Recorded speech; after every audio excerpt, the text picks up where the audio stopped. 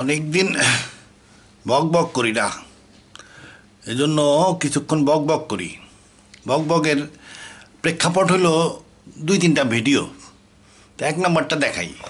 এই যে এটা একটু শুনে নেন, সামান্য একটু।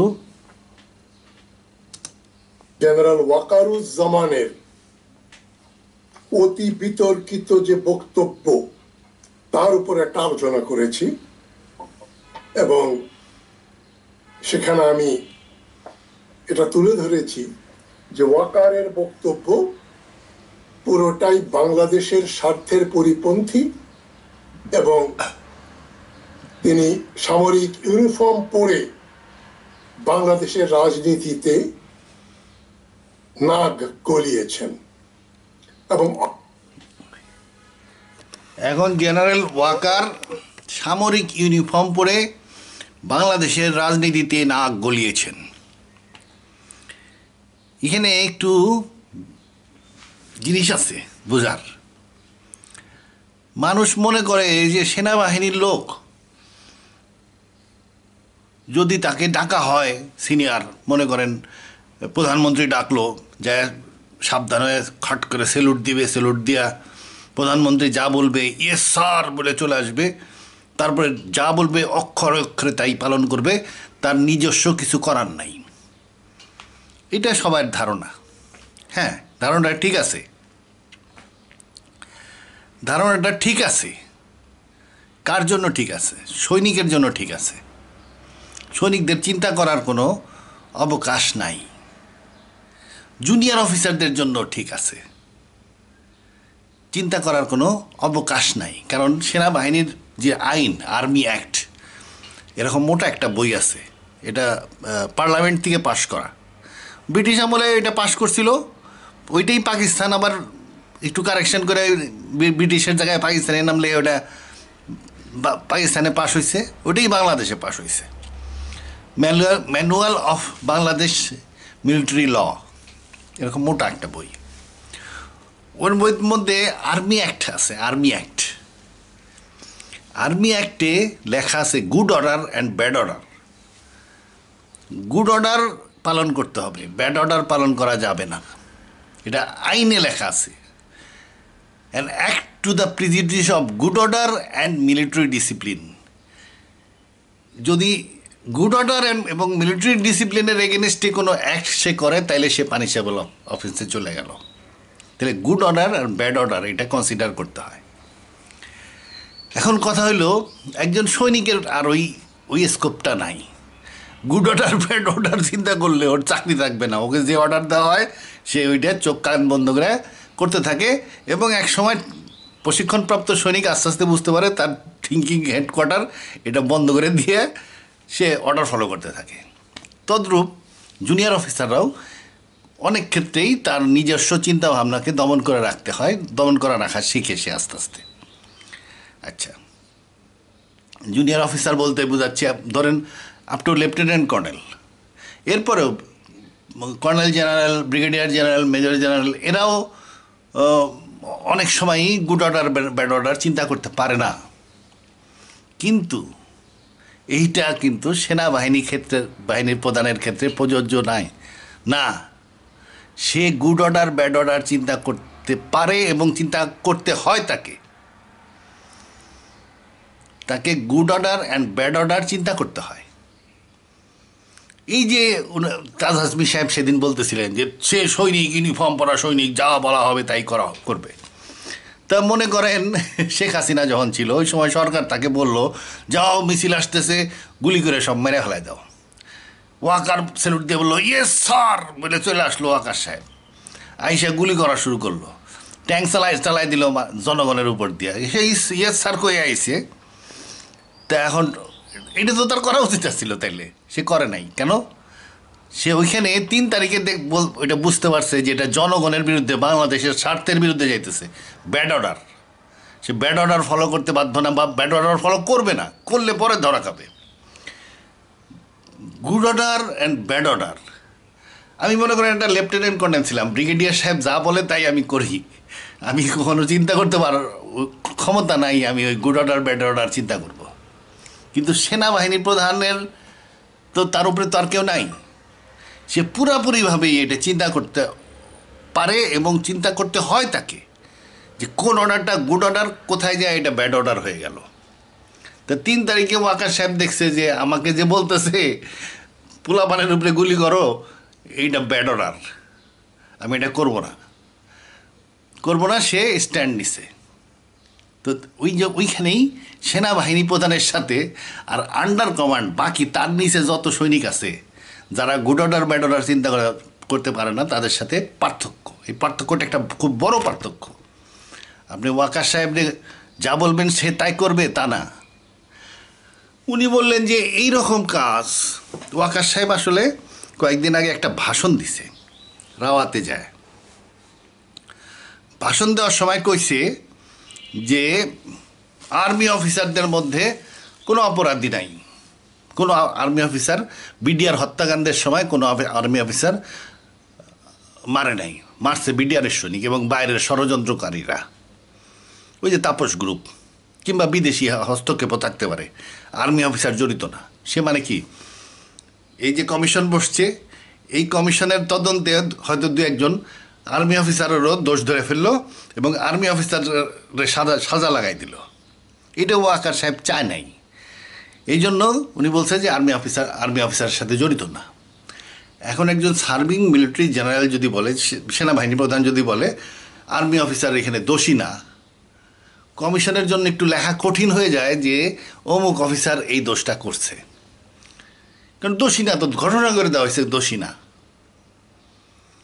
তাইলে আমি কেমনে করে লিখি যে সে দোষী? আচ্ছা, এইটা কি ওয়াকার সাহেব বলতে পারে? এটা কি দেশের স্বার্থবিরোধী কথা? হ্যাঁ, ওয়াকার সাহেবের ক্ষমতা আছে এটা বলার। কেন ক্ষমতা আছে? কারণ সে সেনাবাহিনী প্রধান, সে তার নিজস্ব কোর্ট কনভেন করতে পারে, তার কোর্ট আছে, জেনারেল কোর্ট মার্শাল, যার ক্ষমতা হাইকোর্টের সমান বা তার চেয়ে বেশি হইতে পারে, কারণ হাইকোর্টের শাস্তিও রাষ্ট্রপতি মাফ করে দিতে পারে, কিন্তু জেনারেল কোর্ট মার্শালের সাজা রাষ্ট্রপতি পুরাপুরি মাফ করতে পারে না বা করে না, কমাইতে পারে।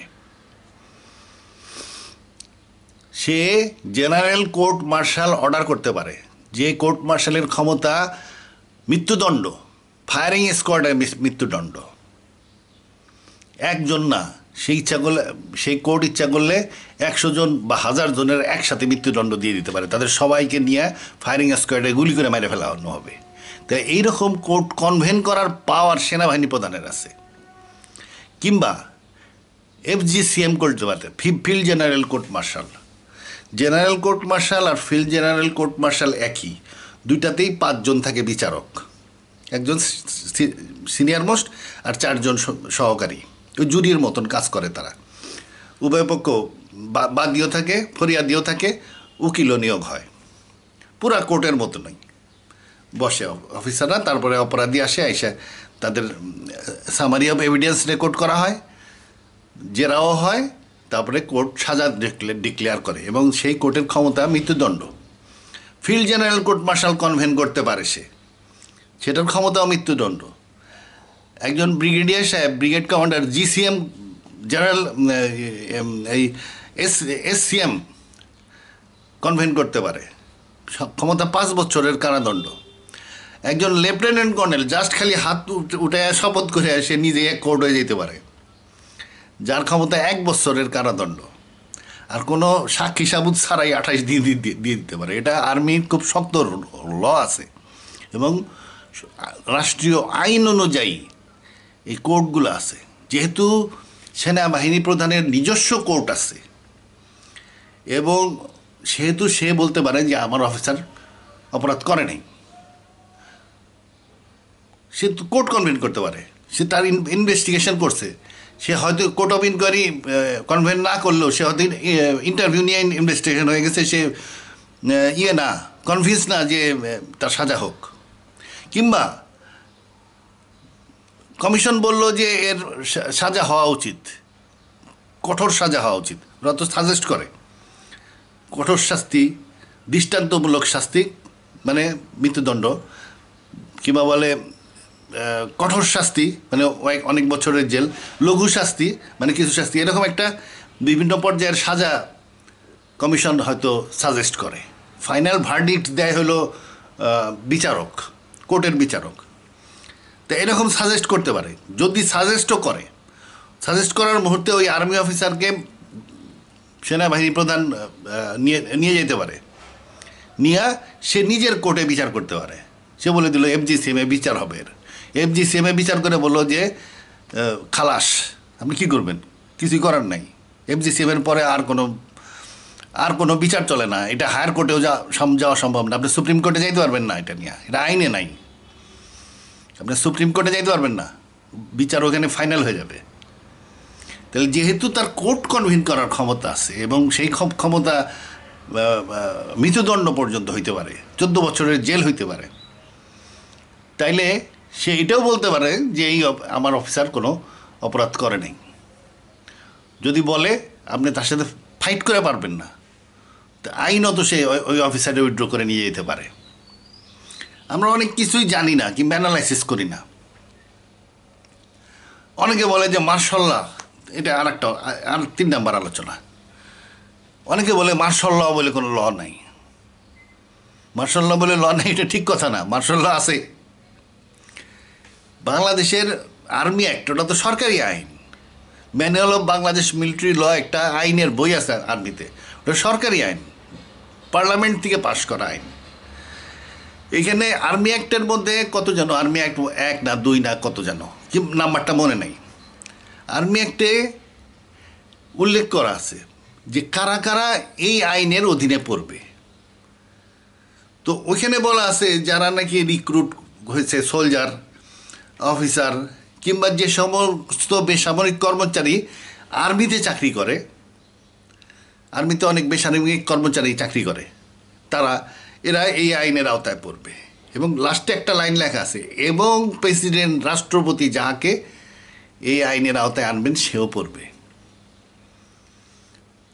Person subjected to this law, মানে এই পুরো আর্মি অ্যাক্টের এই মোটা বইয়ের আন্ডারে পড়বে কে কে?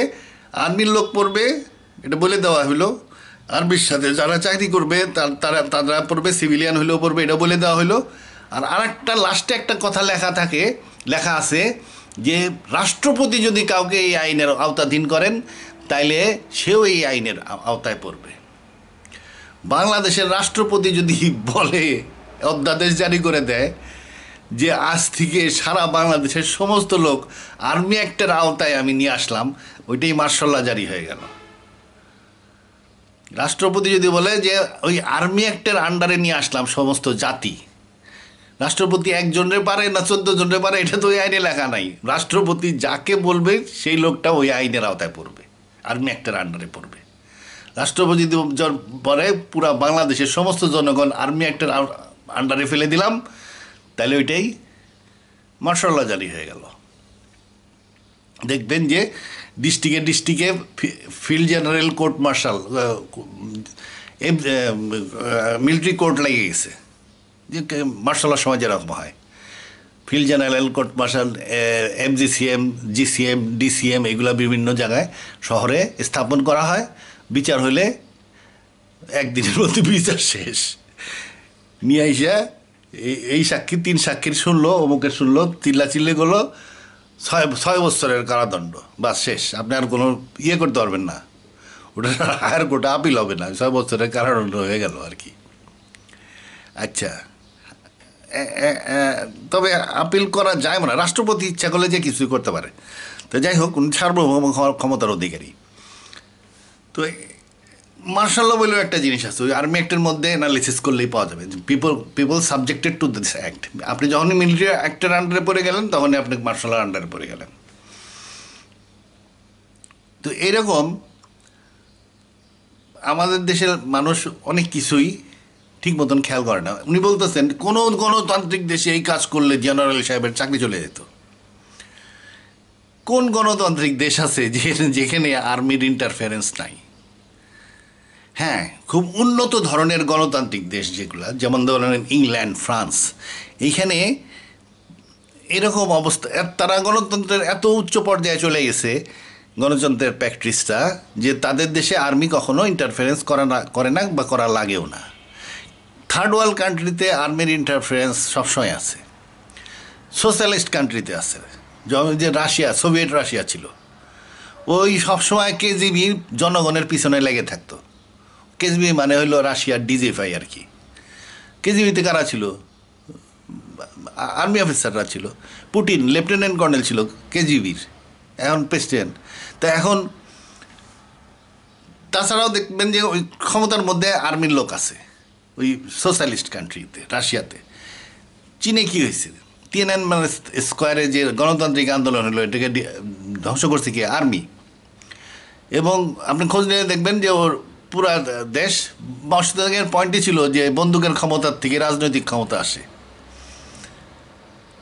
আন্দোলনের সময় বন্দুকের ক্ষমতা থাকে আন্দোলনকারীদের কাছে, তারপরে জিতে যাওয়ার পরে আন্দোলন সাকসেসফুল হয়ে গেল, আর সংগ্রামী সাথীরা তো অস্ত্র জমা দিয়ে বাড়ি চলে গেল, বিভিন্ন প্রফেশনে যুক্ত হয়ে গেল। এরপরে অস্ত্রটা কার কাছে আছে? রাজনৈতিক ক্ষমতা কার অস্ত্র থেকে বেরোবে? ওই আর্মি আছে, আর্মির কাছে এর অস্ত্রটা আছে, এবং ওর অস্ত্র থেকে তখন রাজনৈতিক ক্ষমতা বাইরিতে থাকে। Communist country. আর থার্ড ওয়ার্ল্ড কান্ট্রিতে তো হরহামেশাই মিলিটারি ইন্টারফারেন্স থাকে। খুব উন্নত রাষ্ট্র যে আমেরিকা, অনেক দিন আগে আমেরিকার একটা ড্রোন ইরান ফালাই দিছিল। ইরান আমেরিকার একটা ড্রোন ফালাই দিছিল, ওইটা সবাই জানেন, ড্রোন ফালাইছিল, খুব উন্নত মানের একটা ড্রোন, অনেক উপর দিয়ে যাচ্ছিল, যেটা ডিটেক্ট করাই সম্ভব না, কিন্তু ইরান ডিটেক্টও করছে এবং তার মিসাইল যায় ওটারে ফালাইও দিছে। ওরা অবাক হয়ে গেল যে এই ড্রোন কীভাবে ডিটেক্ট করাই সম্ভব না। এটার মানে রাডার ইমেজ করে না, স্টেলথ ড্রোন। তো ওটাকে ডিটেক্ট করছে, টার্গেট লক করছে, মিসাইল দিয়ে ফালাই দিচ্ছে। এরপরে ভাষণে ট্রাম্প অর্ডার দিয়ে দিছিল যে রিটালিয়েট করো, ইরানেও বোমা মারো, মিসাইল মারো, কিংবা ইরানের বিরুদ্ধে অ্যাকশন নাও। এই অর্ডার আর্মি অফিসারদেরকে দিয়ে দিছিল সে। আর্মি অফিসাররা শোনে নাই, ট্রাম্পের কথা শোনে নাই। ট্রাম্পের বুঝাইছে যে এই কাম করা যাবে না, করলে যুদ্ধ লেগে যাবে, ইরান ব্যাপকভাবে আমাদের ঘাঁটিগুলোকে ধ্বংস করে দিবে, আক্রমণ করবে। তো ট্রাম্প বলছে দেখি যে জেনারেল সাহেবটা ফাল দিয়ে এসে সালাম আলাইকুম, ইয়ে স্যার যাইতেছি স্যার, কয়ে যে যুদ্ধ করতে গেছে তারা। ইয়েতে আফগানিস্তানেও উইথড্র নিয়ে জেনারেল সাহেবের সাথে গোলমাল হয়েছে। সেই জেনারেলের চাকরি চলে গেছে ঠিকই, কিন্তু সে ট্রাম্পের অর্ডার শোনে নাই। পরবর্তীতে যখন উইথড্র করছে, সেই উইথড্রটাও জেনারেলটা ঠিক প্ল্যান করে নাই, কারণ ওর মধ্যে ইন্টারফারেন্স ছিল, পলিটিক্যাল ইন্টারফারেন্সের কারণে তাদের কাছ থেকে অ্যাডভাইস নেওয়া হয়নি। কইছে উইথড্র করে, সরকার কইছে উইথড্র করার, ও জেনারেল সাহেব কই দিচ্ছে উইথড্র করে চলে যায়, ওরা হাতে অস্ত্রমস্ত্র পালায় প্লেনে উঠে বাড়ি চলে আসছে। এরকম উইথড্রল, আনপ্ল্যান্ড উইথড্রল। তো এরকম আপনি অর্ডার দিলেন, ইয়েস স্যার বলে পালন করলাম, আমার কোনো নিজের বুদ্ধিতে আমি খাটাইতেছি না। এটা জুনিয়র অফিসার কিংবা সৈনিকদের ক্ষেত্রে প্রযোজ্য, সেনাবাহিনী প্রধানের ক্ষেত্রে প্রযোজ্য না। সে ব্যাড অর্ডার মারবে না, সে সবসময় চিন্তা করতে থাকে which is good order, which is bad order. Good order হলে মানবে, ব্যাড অর্ডার হলে মানবে না। ব্যাড অর্ডার রাষ্ট্রের স্বার্থের এগেনস্টে গেলেও সেটা ব্যাড অর্ডার। কিংবা যদি দেখা যায় যে এটা পার্টিকুলার লোকের স্বার্থ, মানে সে তার পলিটিক্স, যেহেতু সে এখন পলিটিক্যাল একটা অর্গানাইজেশনরে সে ডাইরেক্টলি সাপোর্ট দিচ্ছে। এই সরকার, বর্তমান সরকার টিকে থাকার জন্য মিলিটারি সাপোর্ট দরকার, সে ডাইরেক্ট সাপোর্টে আছে। অতএব এই সাপোর্ট দেওয়ার সময় তার গুড অর্ডার ব্যাড অর্ডার সে চিন্তায় রাখবে, মাথার মধ্যে রাখবে। এই ধরনের লোক মেজর সাহেবের সাথে কথাবার্তা কইছে আর কি, মেজর সাহেব ইয়ে সার কয়ে যা কয় তাই শুনে এই কথাই কইতেছে আর কি। আচ্ছা, আর একটা জিনিস দেখাই,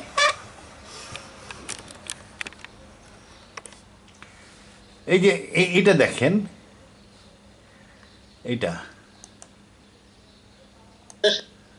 মিটিং হয়েছে, এখানে জয় বাংলা স্লোগান দিয়ে জওয়ানরা, বিডিআর এর পোশাক পরিহিত অনেক জওয়ানরা স্লোগান দিয়েছেন, খুনে অংশগ্রহণ করেছেন। তারা আসলে বাংলাদেশি কিনা? এই পোশাক পরা লোকগুলো আসলে বাংলাদেশি হইলে তারা আওয়ামী লীগার কিনা? আপনি 19,000 লোককে গ্রেফতার করলেন প্রায় ইয়ের পরে, গণহত্যার পরে। সবাইকে ছেড়ে দিলেন কেন? এখন তো 500-র মতো লোক আছে ভিতরে, 530-35 জনের কথা শুনেছি। এর মানে হলো এই মানুষগুলো নিরাপরাধ ছিল। তার মধ্যে যোগ হয়েছে প্রজাতন্ত্রের একজন কর্মচারী, সেনা কর্মপ্রধান, উনি বললেন যে এটা আমি ফয়সালা হয়ে গেছে। বিচারাধীন বিষয়ে কমিশন তদন্ত করছে, এরকম বিষয়ে অন্তর্বর্তীকালীন সরকারের প্রধান উপদেষ্টারও কোনো কথা বলার এখতিয়ার নাই, সেনা প্রধান তো দূরের কথা। হ্যাঁ, এটা তো কভার করলাম, এটা কভার করছি যে যেখানে কমিশনের কাজ করতেছে সেখানে অন্তর্বর্তীকালীন সরকারেরও কথা বলার অধিকার নাই। সেনাপ্রধান তো দূরের কথা, যেটা উনি বললেন, সেনাপ্রধান দূরের কথা, সেনাপ্রধান বিডিআর সৈনিকদের ব্যাপারে কথা বলে নাই, সে আর্মির অফিসারদের ব্যাপারে কথা বলছে, যে বলছে আর্মি অফিসাররা নিরাপরাধ। কমিশন এখান থেকে খুঁচায় এর কাছ থেকে শুনছে, ওর কাছ থেকে শুনছে, এইটা কল্পনা করছে কইরা আর্মি অফিসারদের বিরুদ্ধে সাজা লিখবে, এইটা সে লেখার মধ্যে একটা বাধা সৃষ্টি করছে। এবং সেটা সে করতে পারে কারণ তার নিজের FGCM GCM বিভিন্ন রকমের কোড কনভেন করার ক্ষমতা আছে, এবং আর্মি অফিসারের ডিসিপ্লিন দেখা তার দায়িত্ব, এবং সে দোষ করছে কি করে নাই সেটা অ্যাসেস করাও সেটা তার দায়িত্ব। এটা কোনো সিভিল কোড করতে পারবে না, কারণ সিভিল কোডের যে বিচারক, ওনার আইডিয়ার মধ্যে মিলিটারি সিচুয়েশনটা নাই, মিলিটারি মানে ওইখানে যে পরিবেশটা, এই পরিবেশের নলেজটা ওনার মধ্যে কোনো মানুষের মধ্যেই থাকে না। ক্যান্টনমেন্টের পরিবেশ আপনি আর্মি হইলে বুঝবেন, অন্য জিনিস হইলে আপনি বুঝবেন না। এই জন্য মিলিটারি অফিসারদের যদি, যেখানে পিওরলি মিলিটারি কেস, মিলিটারি ন্যাচারের কেস, সেই মিলিটারি ন্যাচারের কেস মিলিটারি অফিসাররাই ডিল করে, এবং আমাদের নিজস্ব কোর্ট আছে, FGCM field general court martial, general court martial, এগুলো আছে। যেহেতু সেনাবাহিনী প্রধানের আন্ডারে 4 রকমের কোর্ট আছে, এবং সে ইচ্ছা করলে যে কোনো কোর্ট কনভেন করতে পারে এবং অফিসারকে সাজা দিতে পারে, তাইলে তার এটা বলারও ক্ষমতা আছে যে আমি দেখতেছি যে আমার অফিসারের দোষ নাই, অতএব কোর্ট আমি কনভেন করব না, আর তুমি যে আমার অফিসার নিয়ে সিভিল কোর্টে সাজা দিবা এটা আমি পছন্দ করতেছি না, এটা বলতে পারে সে। এবং আমি বলছি এটা আগে, এটা আসল কথা না।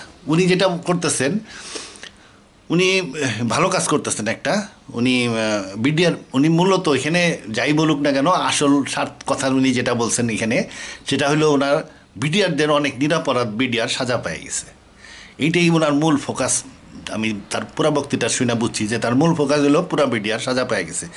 এটা আসলে এই 18-19 হাজার লোক, এদের বিচার করে সাজা দিছে অনেকে, ঠিক আছে, যেটারে দোষী পাইলা সাজা দিলা, বাকিগুলা যেগুলোর দোষী সাব্যস্ত করতে পারে নাই, বিচার অসমাপ্ত রাইখা বিচার শেষ করে দিছে। অনেকের কোনো বিচার অসমাপ্ত রাইখা মানে বিচার আর চলতেছে না, হয়তো বিচারক সাহেব, বিচারপতি যিনি আছেন, মানে বিচারক সাহেব যিনি আছেন, উনি হয়তো বলতেছেন, উনি যদি নিজে কনভিন্স না হন উনি আর আসবেনও না, ওনার রায়ও দিবেন না। বিচারকদের তো কিছু বলাও যায় না, অত্যাধিক সম্মানিত এবং ক্ষমতাশালী, ফালাইতে চলে গেছেন। অনেক লোক হয়তো দেখা গেল যে ভুগতেছে, কোনো সাজা রায় হয় নাই, ছাইরেও দেয় না, সাজাও দেয় না, ওই হাজতের অবস্থায় ভুগছে অনেকে। আসলে হয়েছে কি, বিডিআর সৈনিক এখন এখানে ষড়যন্ত্র কারা করছে, কিংবা মানুষ কারা, মানে অফিসারদেরকে হত্যা কারা করছে, সেটা একটা পয়েন্ট, তাদেরকে বড় ধরনের সাজা হয়তো সরকার দিছে। আর বাকিরা মনে করেন দরবার হল থেকে সমস্ত সৈনিক উঠে চলে গেছিল, এটা কি, এটা এক ধরনের বিদ্রোহ সব সৈনিকের। কিংবা অফিসারদেরকে মারতেছে আর একটা সৈনিক নিষ্ক্রিয়, কিংবা অফিসারদেরকে মারতেছে এক জায়গায় 50-60 জন সৈনিক পলায় রয়েছে, ডরে গোলাগুলি শব্দ শুনে পলায় রয়েছে। কিংবা অফিসারদেরকে মারতেছে, কিছু সৈনিক এক জায়গায় বসে দুঃখ প্রকাশ করতেছে যে মারাটা ঠিক হচ্ছে না। সবাই অপরাধী, কারণ ওই অফিসার তো তাদের অফিসার, তাদের মধ্যে পোস্টেড অফিসার, সবাই অপরাধী হিসাবে আপনি বিবেচনা করতে পারেন। বিচারক ওই হিসাবেই বিবেচনা করছে, কইরা হয়তো সবার সাক্ষী সাবুত পায় নাই, কারণ সিভিল কোর্টে পানিশমেন্ট দিতে গেলে অনেক সাক্ষী দরকার, ওগুলো সাক্ষী ঠিক মতন পায় নাই, উনি ছাইরাও দেয় নাই, সাজাও দেয় নাই, কারণ মন অন্তর থেকে জানে যে তুমি হত্যা করো নাই ঠিকই, কিন্তু তোমার সামনে তোমার অফিসাররা মেরে ফেলানো হয়েছে, তুমি অ্যাকশন নাও নাই। কিংবা তুমি ডিজিরে যখন মারছে সে তখন দরবার হলে ছিল, তোমরা সবাই মিলে দরবার হল থেকে উঠে চলে আসছিল, এই জন্যই তো ক্লিং গ্রুপ এসে তাকে মারতে পারছে। দরবারে হয়তো 5,000 2,000 সৈনিক ছিল, ওরা বসে থাকলে তো আর কিলিং গ্রুপ এসে মারতে পারতো না, ওরা উঠে চলে আসছে, তার মানে বিদ্রোহ করছে। তো এইসব বিভিন্ন কারণে হয়তো বিচারক বিবেচনা করছে, বিচারক বিবেচনা কইরা সাজা দিতে পারে নাই, কারণ সাক্ষী পায় নাই, কিন্তু সে মনে মনে কনভিন্স যে এরা অপরাধী। ওই দিন বিডিআর ক্যাম্পে যারা ছিল, পিলখানায় যারা ছিল, সব অপরাধী। এই হিসাবে সে বিচার তুই চলে গেছে, তারা হাজতেই 14 বছর কেটা হলাই দিছে, সাজা হয়ে গেছে, এখন ছেড়ে দিলে ভালো হয়। আচ্ছা, 14 বছর বিনা বিচারেই সাজা হয়ে গেছে, বিনা বিচারেই 14 বছর পার, অতএব তাদের যাবজ্জীবন কারাদণ্ড ভেঙে গেছে। আর যাদেরকে ফাঁসি দেওয়া হয়েছে তারা তো গেছে, তারা হয়তো ডাইরেক্ট কিলিং গ্রুপে ছিল কিংবা ডাইরেক্ট ষড়যন্ত্রকারীদের মধ্যে ছিল, সেই তাদের সংখ্যা অল্প। কিন্তু বাকি ইন জেনারেল সৈনিকদের এমনি 14 বছর সাজা খাতা হয়ে গেছে, ওদেরকে ছেড়ে দিতে পারে। এখন প্রবলেম হইল কি, আমাদের সেন্স কাজ করে, আর্মির সেন্স কাজ করে এই সব ক্ষেত্রে। আর্মিতে ওই আর্মি একটা আইন আছে, মিউটিনি আর্মি অ্যাক্টে আছে। এই মিউটিনিতে কঠিন সাজা দেওয়া হয়। জিয়াউর রহমান একটা ব্যাটালিয়ানকে ডিসব্যান্ড করে দিয়েছে, সেই ব্যাটালিয়ান বাংলাদেশে নাই। আপনি ব্যাটালিয়ান মনে করেন 1 আছে, 2 আছে, 3 আছে, 4 আছে, 5 আছে, 6 আছে, 19 আছে, 20 আছে, এই করতে করতে দেখবেন একটা ব্যাটালিয়ান নাই, একেবারেই নাই। ডিসব্যান্ড ব্যাটালিয়ান জিয়াউর রহমান করছে, কারণ ওরা বিদ্রোহ করছিল। একজন না কয়েকজন অফিসারে মারছিল মনে হয় বিদ্রোহ করে, পুরা ব্যাটালিয়ান ডিসব্যান্ড। এবং সেই ব্যাটালিয়ানের কতগুলো যে সে জিয়াউর রহমান ফাঁসি দিছে কী করছে সেটার কোনো হদিস নাই। জিয়াউর রহমানের সময় একবার এয়ারফোর্সের বিদ্রোহ হয়েছিল, 50 জনরে উনি ফাঁসি দিছেন। আন্তর্জাতিক হিউম্যান রাইটস থেকে অনেক রিকোয়েস্ট করছে সাইডে দাও, মানবাধিকার, উনি কারোর কথা শুনে নাই, ফাঁসি কার্যকর করে দিছে। উনি লৌহ হস্তে সেনাবাহিনীতে শৃঙ্খলা ফিরায় নিয়ে আসছিলেন উইথ আয়রন হ্যান্ড। জিয়াউর রহমানের জন্য এই আর্মিটা দাঁড়াইছে, নাহলে মুক্তিযুদ্ধের পরে এই আর্মি হয়ে গেছিল সংগ্রামী সেনাবাহিনী, এটাকে উনি আবার আর্মি বানাইছেন এই Ziaur Rahman with iron hand. এই আর্মি আছে দেখেই বাংলাদেশে এখনও আছে, একটা আর্মি না থাকলে কিন্তু দেশ থাকে না। আজকে আর্মি না থাকলে কালকে দেখবেন আওয়ামী লীগ একটা ইয়ে বানাইছে, লাল ফৌজ বানাইছে, বিএনপি নীল ফৌজ বানাইছে, জামাত কালা ফোর্স বানাইছে, তারপরে সিভিল ওয়ার লেগে যাবে, এবং ওই সিভিল ওয়ার 25 বছরের মধ্যে আর শেষ হবে না। অনেক দিন পরে ইউএন এসে শান্তি প্রতিষ্ঠা করবে, আপনি লম্বা প্রসেসে পড়ে যাবে। আর্মি না থাকলে দেশ থাকে না, ইন্টারনালি ভেঙে যায়।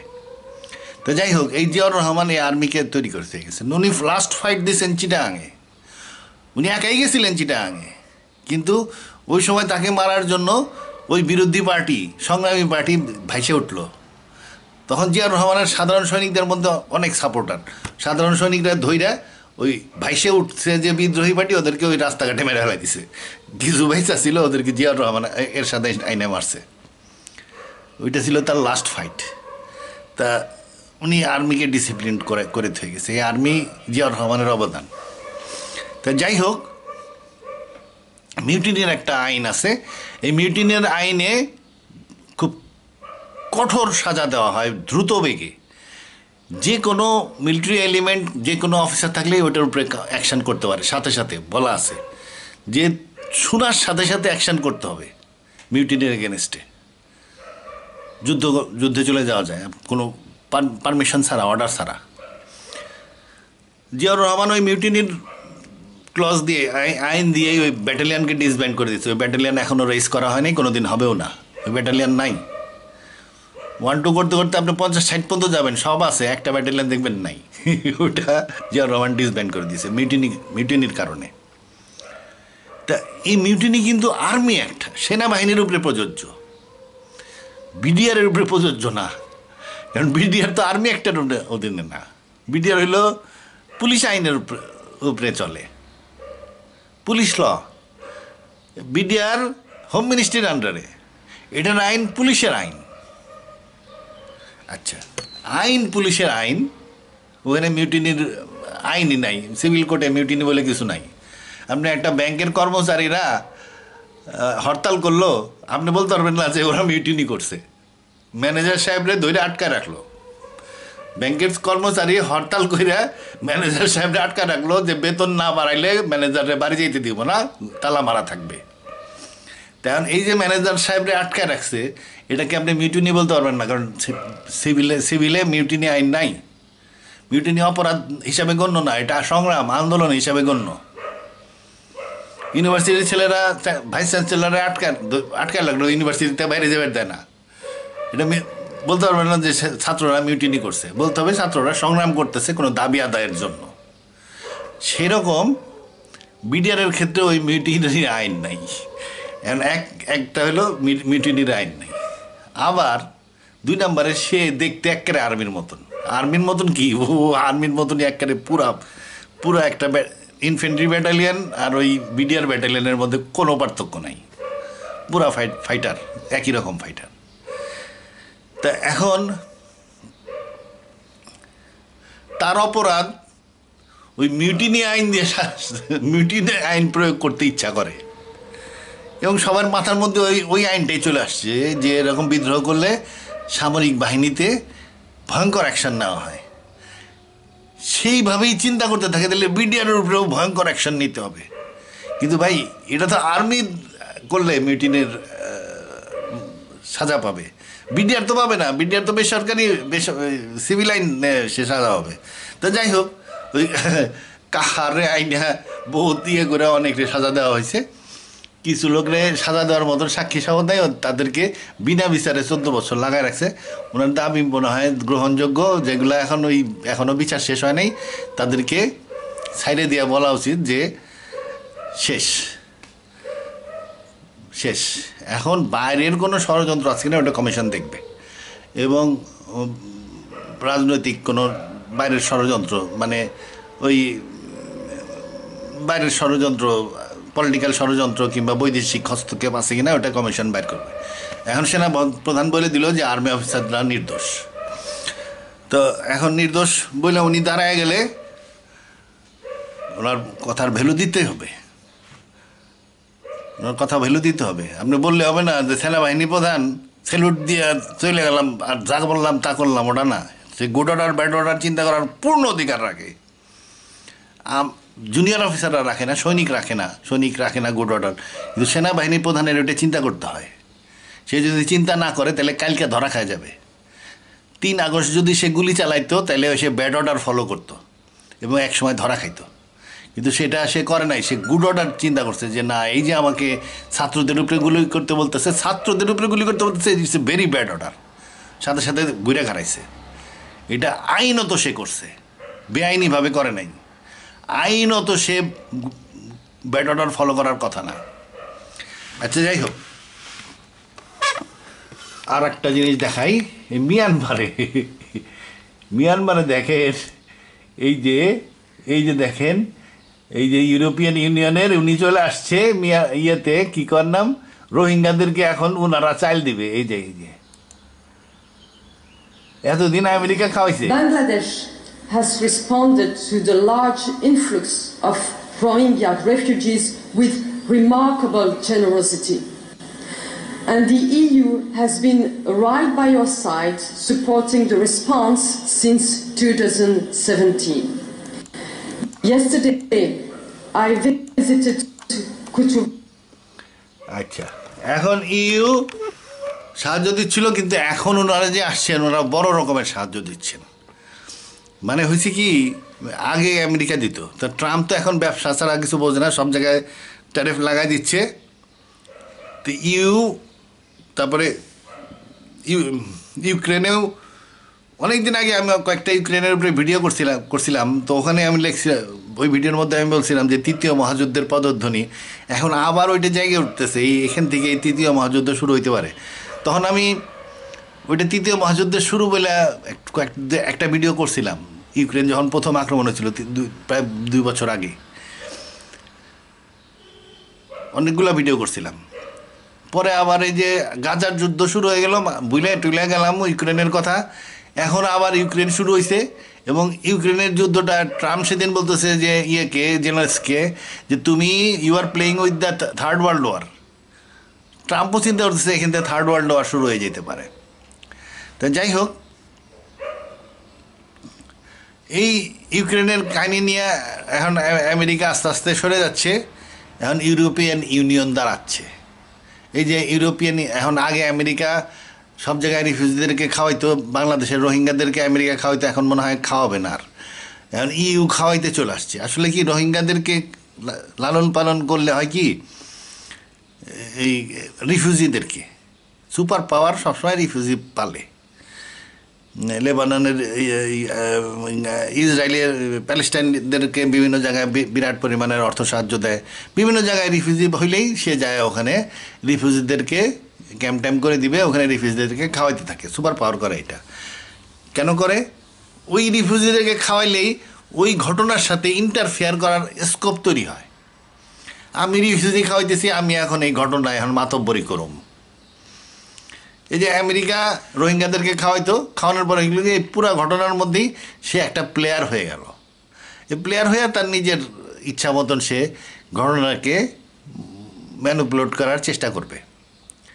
তো এখন আমেরিকা চলে যাচ্ছে, এখন ইউ আসতেছে। এই যে দেখলেন ইউ অনেক, প্রায় কত $1 মিলিয়ন যেন দিছে, 200-র উপরে দিচ্ছে। একদিনে দিবে না, আস্তে আস্তে হয়তো দিবে আর কি, খাওয়াবে আর কি।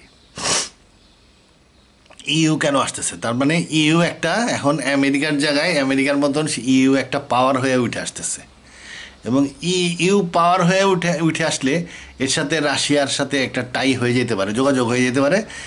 আগে ইউ এর মেইন মদতকারী ছিল হলো আমেরিকা। আমেরিকা এখন চলে যাচ্ছে অর্থনৈতিক কারণে, তাইলে ইউরোপিয়ান ইউনিয়নের মেইন মদতকারী চলে আসবে আস্তে আস্তে পুটিন। আর পুটিনের আর একটা বিশাল একটা পাওয়ার আছে, হলো গ্যাস। পুটিনের গ্যাস ছাড়া ইউরোপ ঠান্ডায় মরে যাব। তো এই হিসাবে, আর তাছাড়া পুটিন হলো বাড়ির কাছে।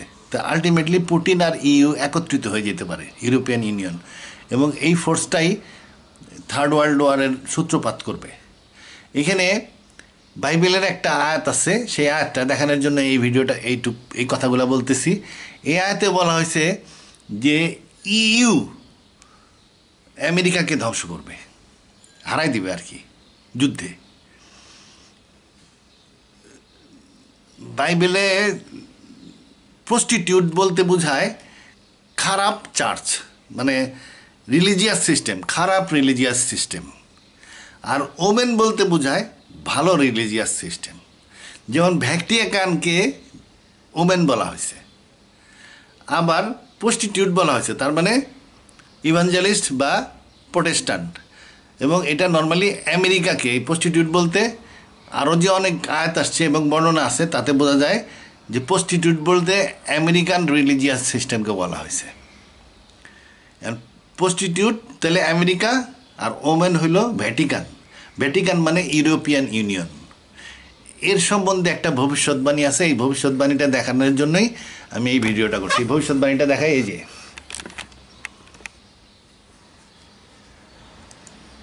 এটা হলো রিভেলেশন 17:16।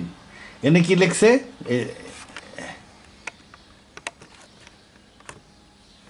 এই যে অ্যান্ড দ্য 10 হর্নস। 10 হর্নস মানে একটা সময়ে এন্ড টাইমস ওয়ারে একটা সময়ে ইউরোপে 10 জন নেতা হবে ইয়ের আন্ডারে, যারা কাজ করবে একটা এআই আন্ডারে। একটা বাইবেলে বলা হয়েছে একটা মূর্তি যেটা কথা বলে, কথা বলা মূর্তি মানে রোবট, টকিং রোবট আর কি। এই টকিং রোবটটা আবার কন্ট্রোল, দাজ্জালের কন্ট্রোলে থাকবে। এটাই, এই টকিং রোবটটাই হইতেছে beast of the earth. Beast of the earth মানে কি? সিলিকনের বিস্ট। আর্থ তো সিলিকন বেস্ট জিনিস, আর সিলিকনের বিস্ট মানে হলো কম্পিউটার, সিলিকন দিয়ে কম্পিউটার হয়। এখন এই যে বিস্ট অফ দ্য আর্থের আন্ডারে যে 10 হর্নস, এই 10 হর্নস ইউরোপিয়ান ইউনিয়নের 10 হর্নস, ইউ। এটা বাইবেলে প্রফেসিতে এটা স্পষ্ট। 10 হর্নস বলতে ইউরোপিয়ান লিডারদেরকে বোঝায়। এই 10 নেতার একত্রিতভাবে কাজ করবে এবং তাদের একত্রিত রাখবে কে? বিস্ট অফ দ্য আর্থ মানে দাব্বাতুল আর্দের আন্ডারে একত্রিত থাকবে। দাব্বাতুল আর্দটা আবার দজ্জালের কন্ট্রোলে থাকবে। দাব্বাতুল আর্দ হলো একটা রোবট সম্ভবত, কারণ কোরআনে আছে ইট উইল স্পিক। আর দজ্জাল কিন্তু একটা মানুষ, দজ্জাল একটা মানুষ, কিন্তু এই দাব্বাতুল আর্দটা হইতেছে একটা রোবট যেটা কথা বলে। কোরআনে বলছে যে ইট উইল স্পিক, তো এরকম কথা বলবে, কথা বলা রোবট। তাই কথা বলা রোবটের চারিদিকে আন্ডারে এই 10 নেতা ইউরোপিয়ান ইউনিয়ন কমান্ড করবে, এবং দাজ্জাল থাকবে জেরুজালেমে, ধর্মনেতা সাইজে বসে থাকবে, বলবে আমি ঈসা নবী, আমি এখন জেরুজালেমে থাকি। আচ্ছা, যাই হোক, এই 10 টেন হর্ন মানে European union they and the beast, beast মানে হলো বিস্ট অফ দ্য আর্থ, এটা বাইবেলে বিস্ট বলছে, এটা আসলে কোরআনে যেটাকে দাব্বাতুল আর্দ বলা হয়েছে সেটা। And the beast will head the prostitute, এখানে প্রস্টিটিউট মানে আমেরিকা। তাহলে ইউরোপিয়ান ইউনিয়ন আন্ডার দাব্বাতুল আর্দ, প্রস্টিটিউট মানে আমেরিকাকে ঘৃণা করবে। আবার বলি, ইউরোপিয়ান ইউনিয়নের 10 নেতা যারা নাকি দাব্বাতুল আর্দের আন্ডারে থাকবে তখন, তারা আমেরিকাকে ঘৃণা করবে। They will make her desolate and naked, তারা ন্যাকেড করে ফেলবে, মানে আক্রমণ করে তাকে সর্বশান্ত করে ফেলবে। অ্যান্ড ডিভাউর হার ফ্লেশ, তার মাংস খায় ফেলবে। And burn her up with fire, আগুন দিয়ে পুরাই দিবে। তাইলে কারা? এই ইউরোপিয়ান ইউনিয়ন একসময় আমেরিকাকে আক্রমণ করে এরকমভাবে ধ্বংস করবে আর কি আমেরিকাকে, তার মাংস খাবে, আগুন দিয়ে পুরাই ফেলবে। তার মানে কি, আমেরিকার যুদ্ধে হারে যাবে। তাইলে শুধু ইউরোপিয়ান ইউনিয়ন না, এর সাথে হয়তো রাশিয়া, ইরান সবাই মিলে, ইউরোপিয়ান ইউনিয়ন, রাশিয়া, ইরান সবাই মিলে একটা সময় আমেরিকাকে ডিফিট দিবে। আমেরিকার বিরুদ্ধে একটা যুদ্ধ হয়তো আসতেছে। এই যে ইউরোপিয়ান ইউনিয়ন এখন, আর ওই আগে ট্রাম্প ভাই আইসা রোহিঙ্গাদেরকে খাওয়ার টাকা দিত, এখন ইউরোপিয়ান ইউনিয়নের আপা স্বয়ং চলে আসছেন টাকা দিতে। আর তার মানে এখন উনি সুপার পাওয়ারের রোলে আছেন আর কি। তো এইটুকুই, এ পর্যন্তই। তা আল্লাহ হাফেজ।